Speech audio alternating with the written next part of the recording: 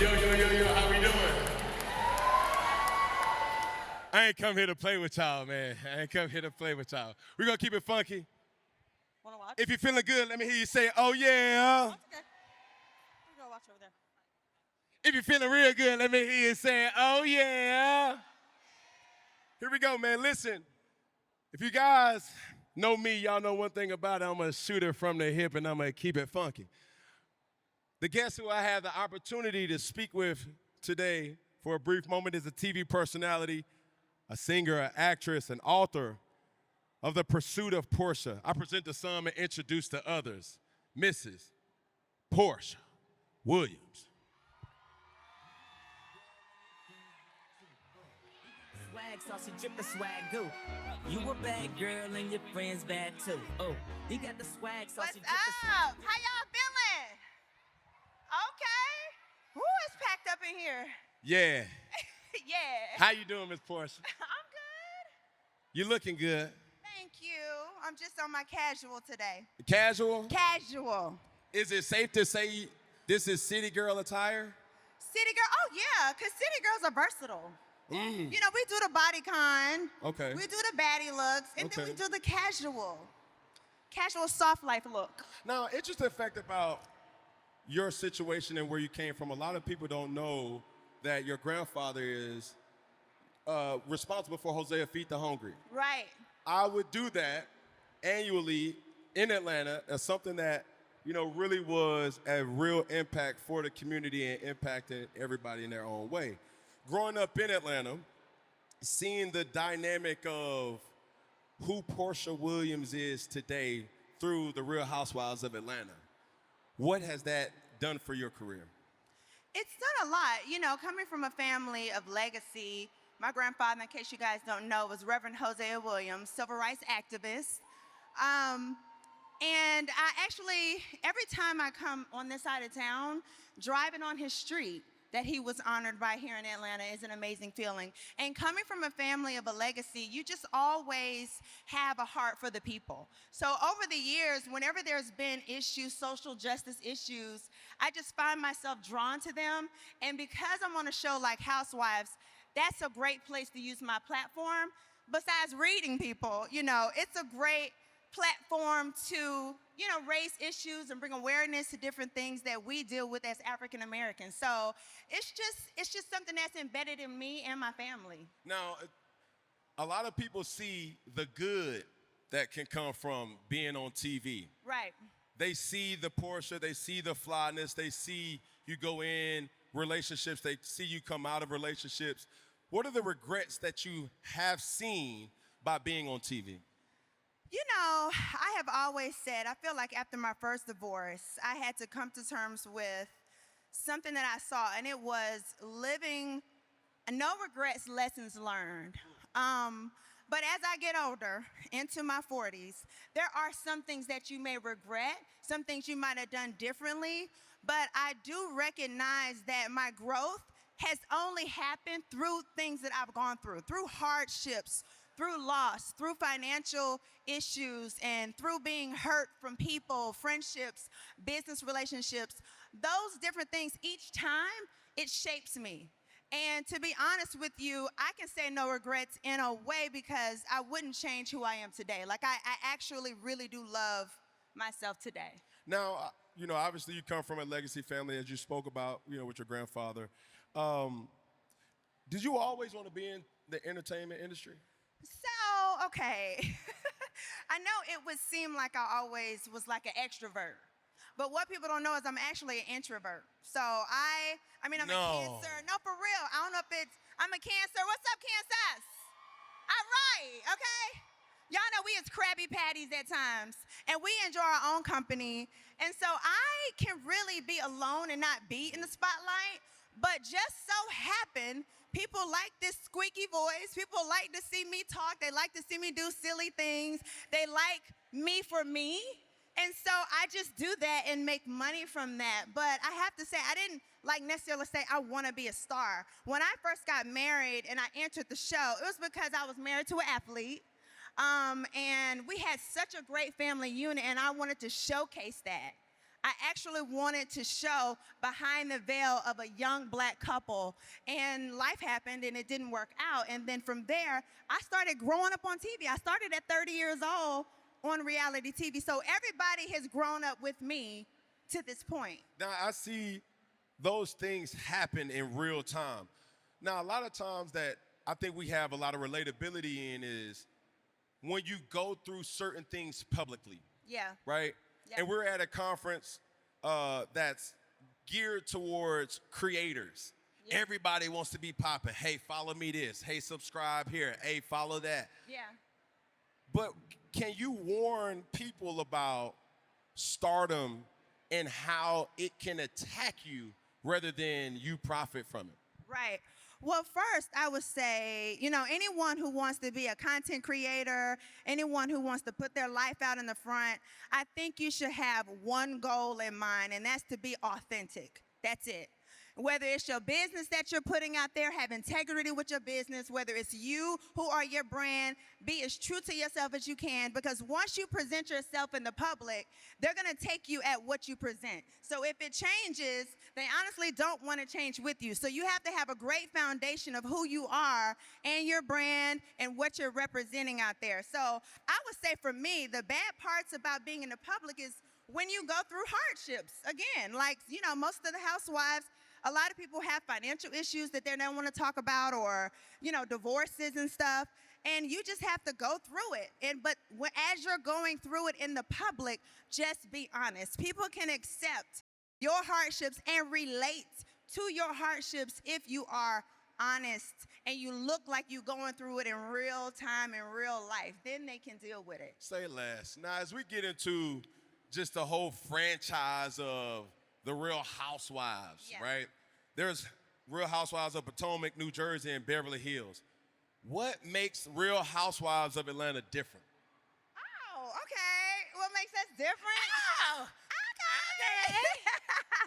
I would have to say, of course, we love Potomac, right? I mean, ain't nothing like it. That's the other all-black franchise. I would say Atlanta is that Southern feel good, when you know us from the show, you feel like you know us, right? It's like when I meet people, just like I met some women backstage, I know they feel like I'm their auntie, their niece, their little sis. Like, you can see a part of yourself in each one of the Atlanta women, because Southern women is the charm. You know what I'm saying? Being country and being open and being real is just what Atlanta Housewives is about. So, yeah. Talk to me about your businesses. One of the businesses is a sheet home decor line, Pampered by Porsha, and a hairline, Go Naked. Yeah. Where do we get that from? How's it doing? Can you update the people of just that as a whole? Thank you for asking a small black business about my business. Okay. Hey, listen, hold on. Round of applause to that. Okay. Don't lure the business now. Okay. Don't lure me. You know what I'm saying? You dig what I'm saying? Big business, all that. So All speak that. about your business in a way that the people can find it. So I have Pampered by Porsha sheet line, which I started. Thank you. Okay, she laying on them. She's sleeping with it. PamperedByPorsha.com is my sheet line, and also GoNakedHair.com. That's my hair company. And then also I just started a YouTube channel called Porsha For Real, where I'll showcase, of course, my companies. But back to business. So both of my businesses were birthed from going through a hardship. My first business, Go Naked, is, of course, a hair company. And I don't know, maybe some of y'all have dealt with it, but when you go through a breakup or divorce, it takes something from you. And you start to feel like, who am I? What identity? You have low self-esteem. You're kind of trying to rebuild. And I realized, you know what? I'm going to have to fake it till I make it. So I'm going to have to change my hair. Maybe one day I have a bob. That's business Porsha. One day I have curly. That's fun Porsha. Maybe I have my hair like this. That's fabulous. You have to identify yourself with what you can to become what you want. And so I started dressing for it by just being fabulous, changing my hair. And that's how Go Naked Hair got started after I found great vendors. And Pampered by Porsha Sheets was born from my mother. I am a mama's baby. Shout out Mama Diane. I always used to be in my mother's bed. I don't know about y'all. When I would get in my mama's bed, them were the best naps. Oh my God. Like, I sleep so good in mama's bed. And she always liked this jersey microfiber type of sheet. and I got introduced to an American manufacturer, so not overseas, so we ain't got to worry about the tariffs, okay? So we very much have still low prices, but I got in contact with that vendor, and we started my company, and honestly, it's only online. Yeah. And when I tell you our sales are crazy, just from being online, just from reviews from our customers, Pampered by Porsha is lifted up by all of our customers. Appreciate that. Listen, I want to get into the question of the day. Okay. Now, this question of the day is stemmed by a lot of people that I trust and intrigued about you. Oh. And I said, yo, listen, I got the opportunity to talk to Porsha. You know what I'm saying? What question would you want me to ask her? It's a little toxic, so I said, you know what? I'm going to ask her. This is Funky Friday, so I'm saying, look, I'm going to just throw it out there. Okay. Is the rumors about you dating Future true? No.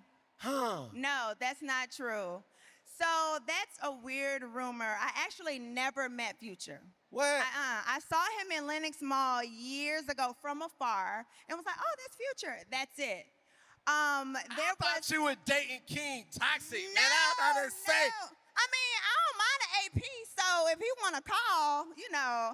But no, I never dated a man. And it was so funny because one of my girlfriends, she asked me herself, like, you dating Future? I'm like, no. She said somebody told her they saw him with someone who looked just like me, and she thought it was me.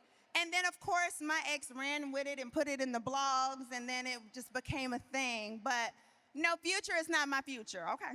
Say less. Nor my past. Say less. But you ain't say your present, though. You take it to say it. I mean, the wrist is empty. He ain't doing the Future. If Future was Future, and y'all know what it would be. I know it's a lot of people that's out here that say you can't do an AP, but we could do a GShock, though. Okay. You know what I'm saying? A bedazzled GShock, you know, get in the middle of the mall. GShock, you took it back with that now. Everybody ain't able. You know what I mean? I'm able to buy us a good watch.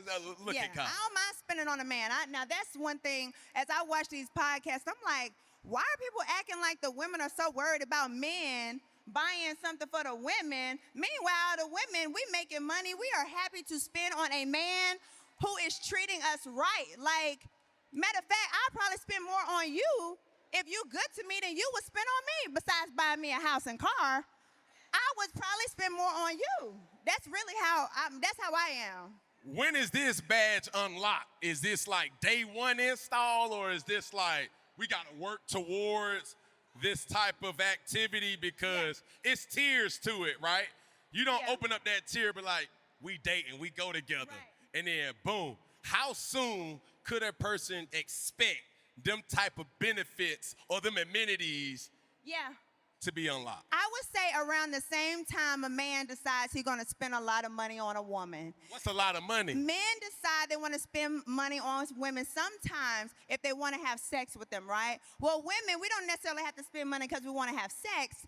I and other women like me who have money, they'll spend money on someone once we realize we want to invest in this person. This is somebody I want to be around. This is someone I want to upgrade. So after I realize you have benefited my life outside of money, then now you almost unlock my money. You know what I'm saying? Like, it's not about you spending on me, I spend on you. No. If you are a quality person that I know, like, I'm going to be with this dude, then I want you to look good. I want us to eat good. I want us to travel. I want us to do all those things.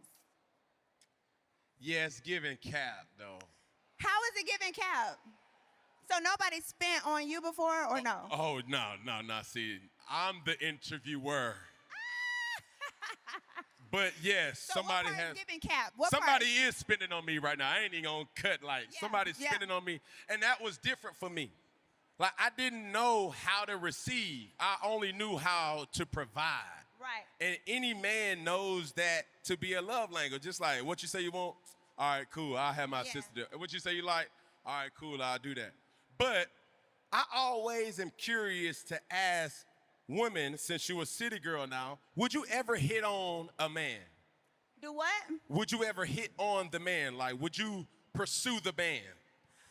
I mean, at this point, you know, I don't get to meet men that often. I'm either introduced to them or, you know, I introduce to them or I see them somewhere. Would I approach a man? I think in my own way. Yeah, in my own way. Like, I would definitely make myself look friendly. You know, I would smile a little more. I may walk past you a little more. So, yeah, I mean, I guess in a way, yeah. I'm not going to ask you on a date, but I'm going to make you know that you got to end. You know what I mean? If you want to talk to me, you can. But would you understand that you are Porsha Williams? Like, you ain't like no, Right. You feel me? So, brothers need help too. Yeah, they And do. there's a lot of strong men that's like, yo, I need cues. I don't know who she dating. I don't know if her man is here. Like, you're just not an average person that you could just walk up to and be like, hey, yo, ma, let me buy you a drink. Like, nah. So the dynamic is really funny with me because normally if it's an opportunist, like they walk right up on me. Like that is what it is. They're just gonna walk up on you because they want something from you. If it's a guy who may not have that much money or whatever, they'll walk up to you too.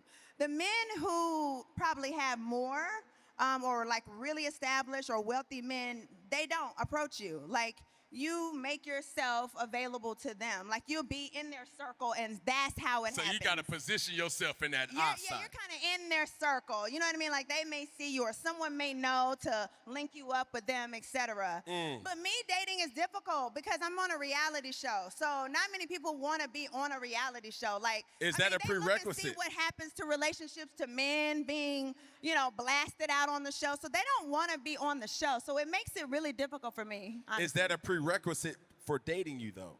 It has been in the past. It has been. It really was. And that's why I brought my last, it has been. But I will say in the future, if I find that right person, I will be more protective. I will be more protective of us, of our privacy, and what I expose about us. Say less. Let me throw a bone out there to my fellas that's out there. If a guy were to strike gold with the Porsha Williams and women alike, because there's times where, men need to be updated with how to approach. It's funny. Okay, so you keep saying the Porsha Williams. There could be the Shanika Jenkins, the Lauren who, the Shanika. whoever. It doesn't matter. If a woman They has bad. a certain power or has a certain goddess energy, there are some men that get with us and they want to tear us down. So we honestly all have to be careful. All of us women who are upward, we have businesses, we have things, we have to be careful because even though you would think, oh, men are just falling at our feet, they actually get with us and then hate on us.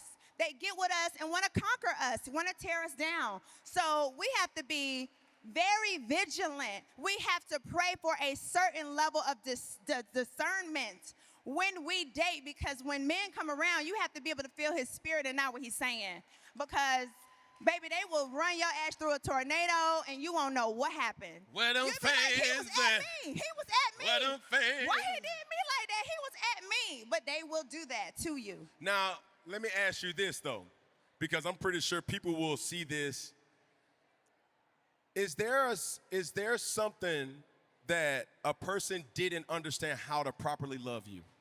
Hey, was there a point where a man didn't know? Right. Well, I think what it is that when a man loves me, in the beginning, they often will love bomb, right? And what happens in the past, I have fallen for love bomb. Love bombing comes with narcissist characteristics, right? So for me, I'm not going to say that most men were narcissists, but characteristics of it. So they will love bomb me, right? And then me, I just told you, I open up like an onion. You know what I'm saying? I'm just wide. I start opening wide open. Not an onion. Maybe that stank, but you know what I'm saying? A flower.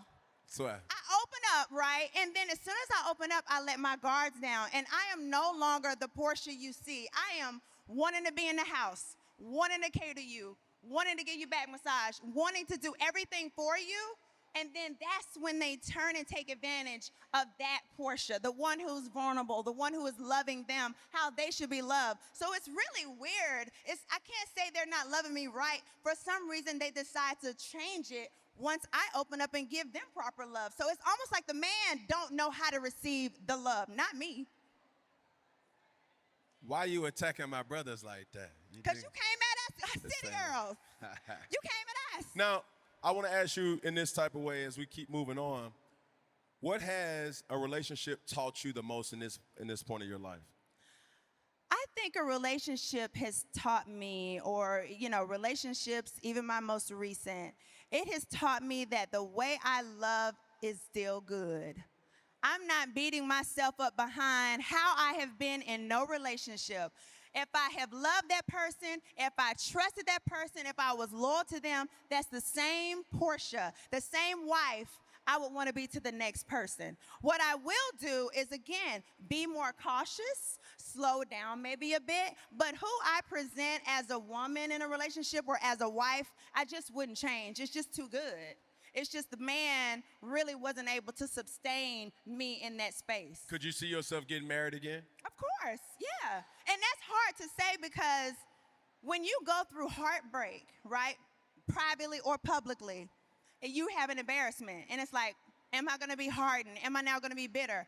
I'm telling y'all, if you've ever been through any heartbreak, the best thing to do is to pray for your heart not to be hardened, to pray that you will never be bitter, to pray that you can always receive love and give love. And that's what I had to do. And I thank God every day that I feel open still to receive it from the right man. Not the right man. So, as we talk about relationships, one of the things that you did get from a relationship was a child. Yeah. Help a lot of us with properly co-parenting and what the T is and how do you find ways to co-parent properly, even though you may have moved on, he may have moved on, she may have moved on, no matter what it is, but you still have a creation. So, like I just told you, I just started my YouTube channel, Porsha for Real, and we're just going viral now with my child's father. So it's funny you would ask that, Dennis. And what you see there is a great co-parenting relationship, but it's only great because his personal sexual life is his personal sexual life. My personal life, relationships is my personal life. That line has to be so set. You cannot cross it. Because once you cross it, at the end of the day, guess what? Yes, your child's father, baby daddy, ex, whatever, right? I mean, ex-husband, ex-fiance, whatever. That was your boyfriend. You love that man. You used to lay with that man. Once you soul tie that while you're trying to co-parent, it's now back about you and him. If you don't soul tie it again, and now my soul is tied to my daughter only, his is to our daughter only, not us like that, then we can communicate. We still have difficult times, but we can think to ourselves, no.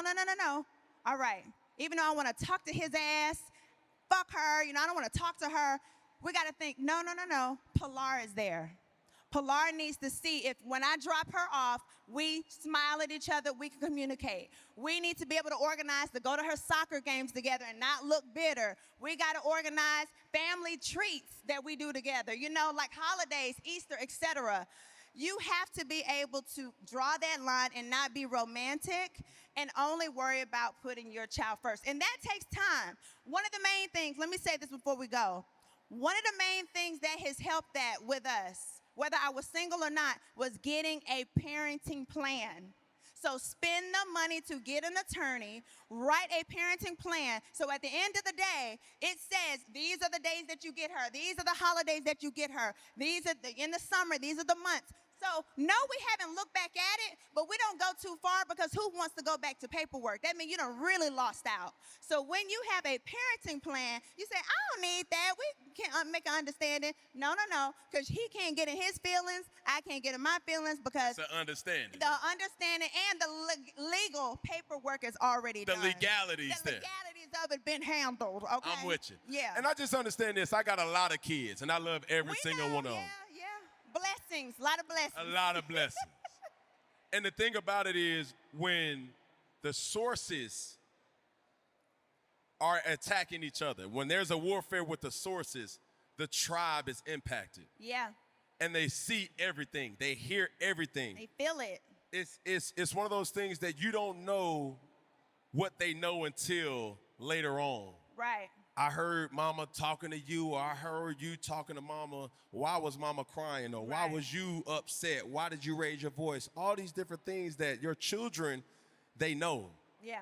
And especially when they get older, when their cognitive skills hasn't really developed yet, and they start realizing like, hold on.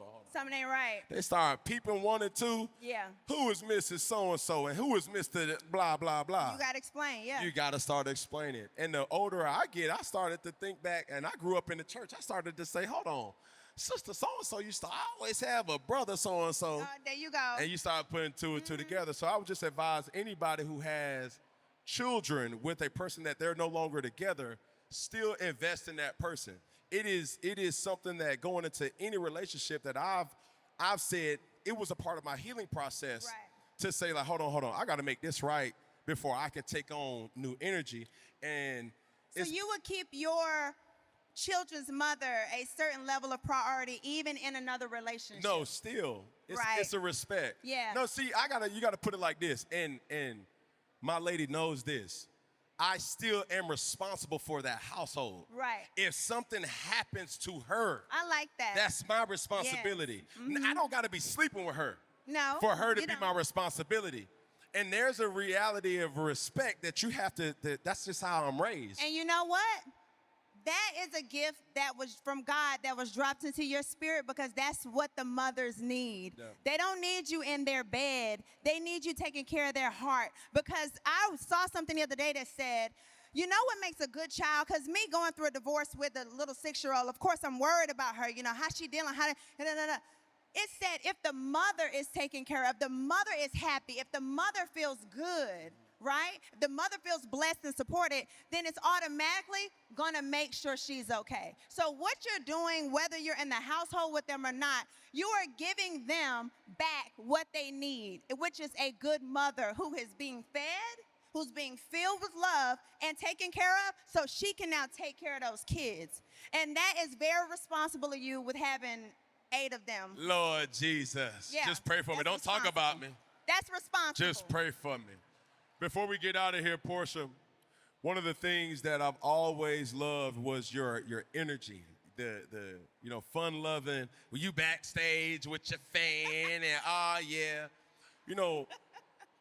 how do you impact women in a way that whether you call them city girls or you call them home girls or you call them your tribe, right? There's a lot of beautiful women that's here tonight and today that's witnessing. How do we make sure that women stick together and women are supporting women as well?